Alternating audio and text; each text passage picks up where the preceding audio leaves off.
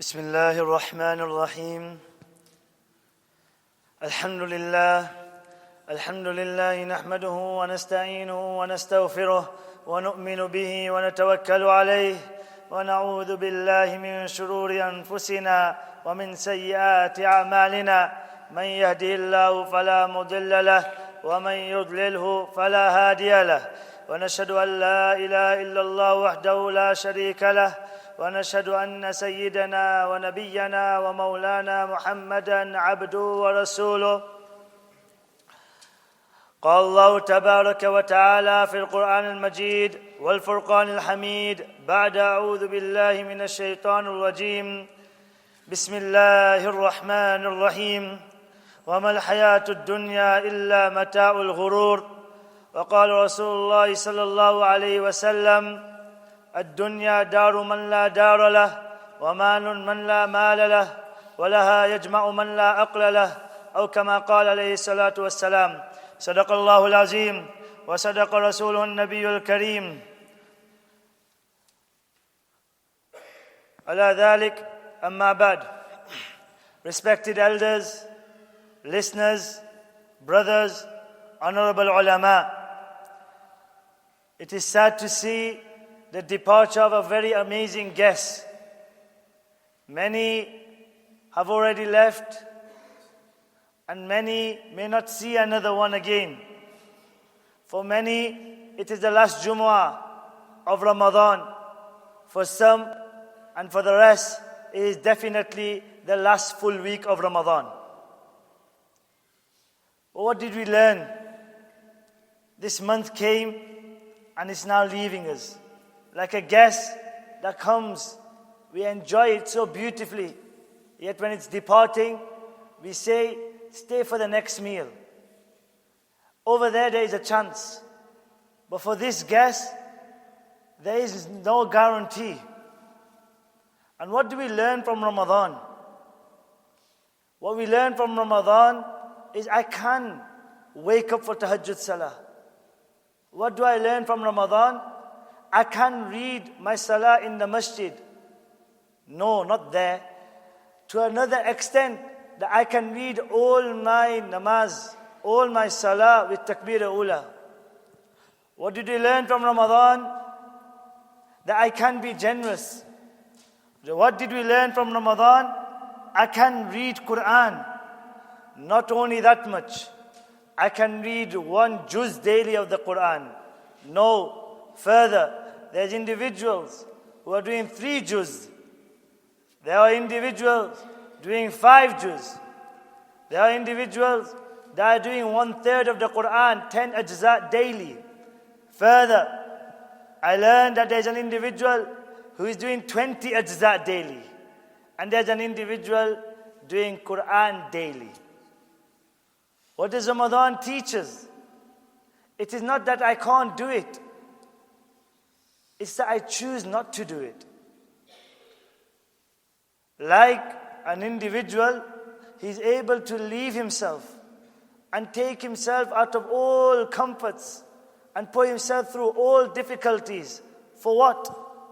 For dunya. Something which has no guarantee. Where mine and your beloved sallallahu alaihi wasallam says regarding dunya, Ad-dunya daru man la dara lah. That the world is the house for the individual who has no house in the hereafter. وَمَالٌ مَنْ لَا مَالَ لَهُ. An asset for that individual who has no asset, no materialistic thing in the hereafter. وَلَهَا يَجْمَعُ مَنْ لَا أَقْلَ لَهُ. That only individual gathers it, puts his attention towards it, puts all his difficulties through it, strives after it, forgets his Allah through it, and forgets his right, the right he has from Allah subhanahu wa ta'ala, forgets his Rasul sallallahu alayhi wa sallam. وَلَهَا يَجْمَعُ. Only that person gathers it. مَنْ لَا أَقْلَ لَهُ. Who has no intelligence. It is important to understand what is this dunya. This dunya is a deception. This dunya is cunning. This dunya is not loyal. This dunya is only nothing but a deception. وَمَا الْحَيَاةُ الدُّنْيَا إِلَّا مَتَاعُ الْغُرُورِ. That this life of this world is nothing but a deception and mata'. Mata', ulama have mentioned different meanings as to mata'. Our Asatiza mentions, when in the kitchen and you see the hot utensil, you get that rag and just use it for that time being. This is what the dunya is. Yet, we strive so much for it. And it is said, Allahu Akbar, that a person needs to understand the reality of this world. Ali radiallahu ta'ala anhu says, ارتحلت الدنيا مدبرة وارتحلت الآخرة مقبلة. The dunya is going away from you, turning its back towards you. And akhirat is coming towards you, facing its face towards you. ارتحلت الدنيا مدبرة وارتحلت الآخرة مقبلة ولكل واحدة منهما بنون. And for each, meaning dunya, there are children, and for akhirah, there are children. There are those that are striving towards dunya, there are those that are striving towards akhirat. Yes, we are going to come to the balance. Imam Ghazali rahimahullah says, where is the balance? That dunya we need, it is a necessity. Now you can't say, Masab, you're saying one thing, but your life is contradictory. We all need to work on this. But another thing is, that dunya is sufficient, that does not make us unaware of our Allah. That same awareness we have in Ramadan, for Ramadan is not greater than our Allah. Our Allah is greater than the month of Ramadan. Our loyalty for Allah, deen has never been a one-night stand. I stand on one of the odd nights and that's sufficient for me. This is a booster. A person can only understand that he can't do it. So he goes, Ali radiallahu ta'ala anhu says, there are people that strive towards dunya and there are people that will strive towards akhirat. What does Ali radiallahu ta'ala anhu say? فَكُونُوا مِنْ أَبْنَاءِ الْآخِرَةِ وَلَا تَكُونُوا مِنْ أَبْنَاءِ الدُّنْيَا. Do not be from the children of dunya, be from the children of akhirat. Be those that are loving towards akhirat, those that strive towards akhirat. فَإِنَّ الْيَوْمَ عَمَلٌ وَلَا حِسَابٌ وَغَدًا حِسَابٌ وَلَا عَمَلٌ. For today is the time to do actions and there is no reckoning. And tomorrow is a reckoning and there is no chance to do actions.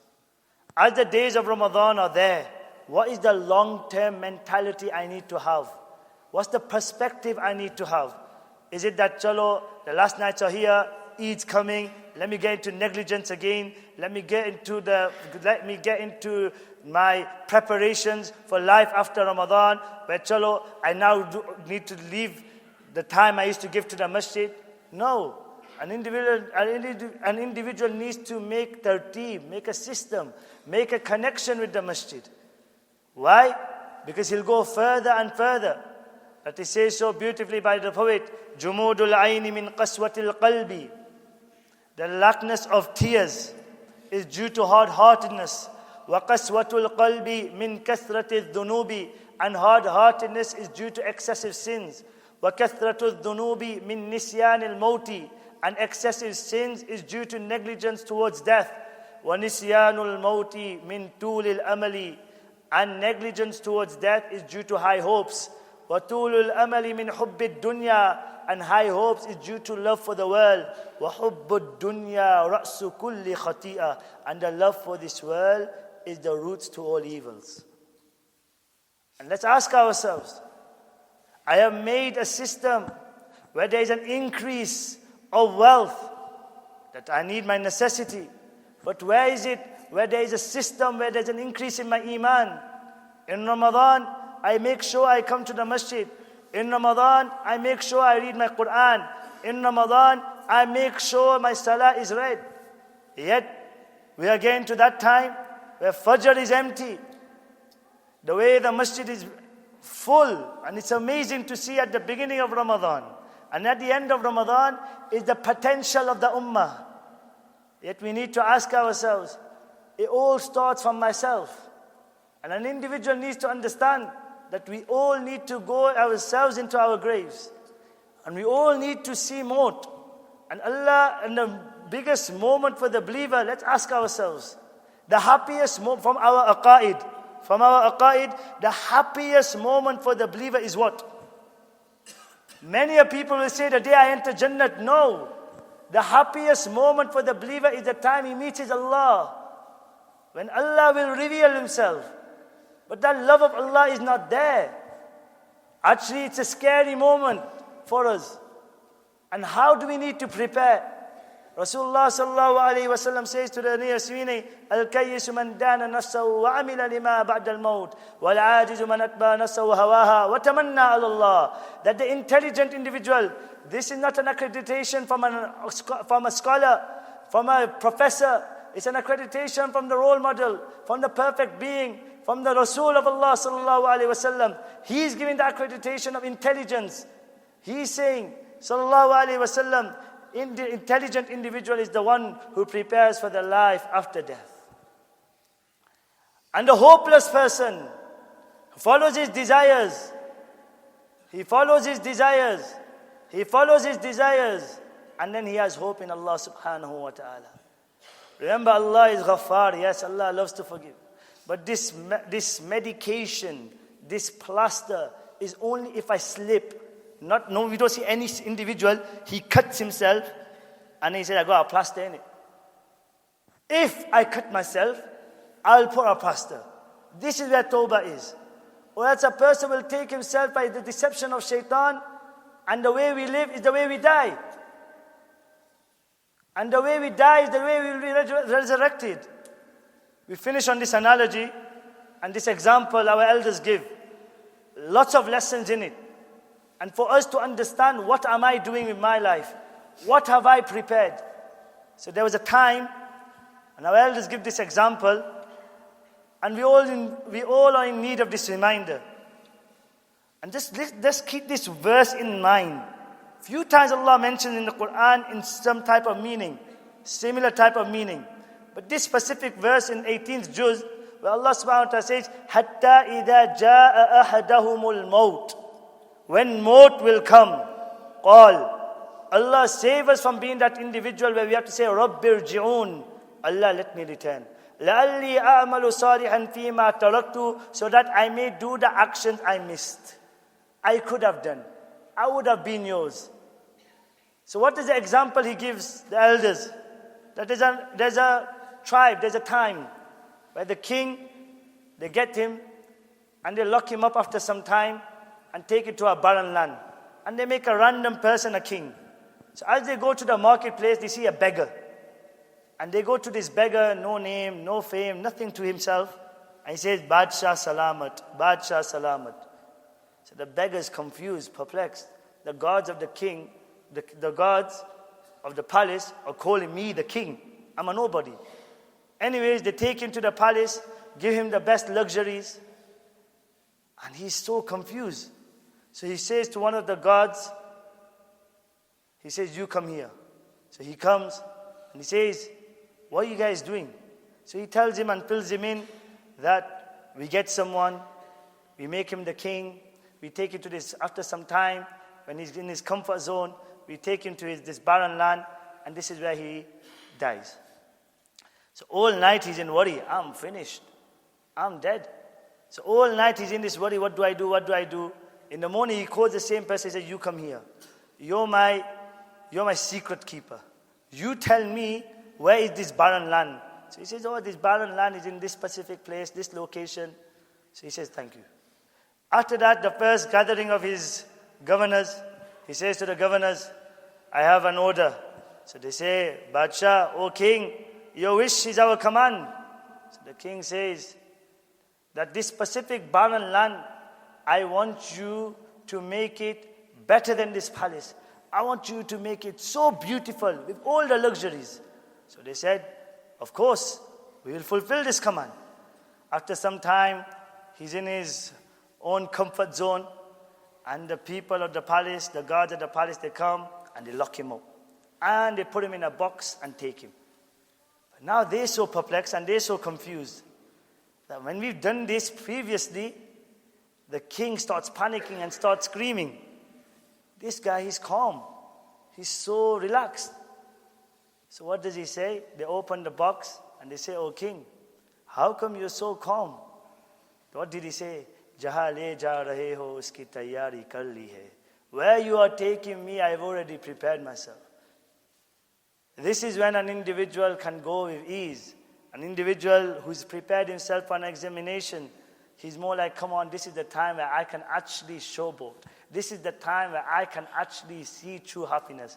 Like Rabia Adawiya Basriya rahimahullah, she was told at the time of death that you'll be so happy to see your beloved now. He said, "Oh fools, who did I spend my rest of my life with? Who did I spend my life with?"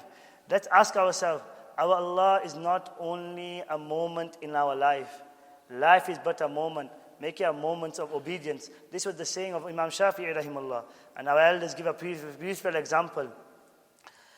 If we go away and chase towards Allah subhanahu wa ta'ala, it doesn't mean we're going to become millionaire in dunya. The example they give is like chasing a shadow. It's so unloyal, it's so cunning, and it's so deceiving. The more we chase after it, the more we feel distant. And it's like a shadow going away from us. And the more we go away from it, going towards Allah subhanahu wa ta'ala, it'll come after us. Now the question is, I'm not millionaire. So the answer to that is that there's other type of wealth, solace, peace, serenity, and most of all, contentment. So for this, we have a request on the masjid, on the madrasa, and to the community. Let's keep this going. Let's keep this masjid thriving. For this nawai will khatam. The engine of the car is the most important matter of the car. Let's make this masjid be a place of amal. Make it be a place where it becomes a beacon of hidayat for generations to come. And for this, we got to have systems. We got to have people coming over and over. And Mufti Sahib, we see people say, "You guys do too much," so that we can give so much. So may Allah subhanahu wa ta'ala accept from us all. And may Allah subhanahu wa ta'ala make the most of the remaining days of Ramadan. Hassan Basri rahimahullah says, it is the ending that counts. For a person could reach the finishing line and he may stop and he may lose the race. And a person could go slowly. This is a person where he needs to exert himself. But we don't need to destroy our amal in the last few days where we think, okay, I'll do alam tara to qulub bin nas, I'll finish early tarawih, go out with the boys, I've done my exertion. No, deen, that's it when something's a burden. We have seen deen as a burden. That's why we hear our Sahaba used to say, "Ta'allamna al-iman, thumma ta'allamna al-Qur'an." They learned iman first. We need to learn iman, our children iman, recognition of Allah. Then every moment in the masjid and every action of deen will become a joy, not a burden that when can I leave this. If it is like this, we need to start working ourselves. May Allah subhanahu wa ta'ala grant us all the ability. Subhanallah wa bihamdihi, subhanakallahumdik, nashhadu an la ilaha illa anta, nastaghfiruka wa natubu ilayk.